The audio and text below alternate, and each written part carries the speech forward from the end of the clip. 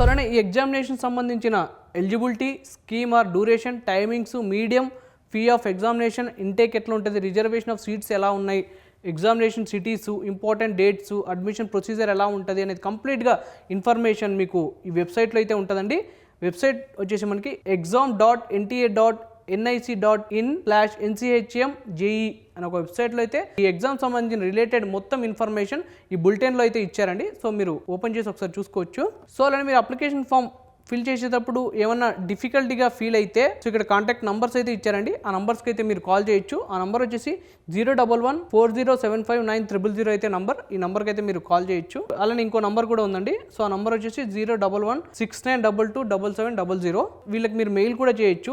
nchm@nta.ac.in. ఏమన్నా డిఫికల్ట్గా feel అయితే ఈ మెయిల్కి అనేది మెయిల్ కూడా మీరు చేయొచ్చు.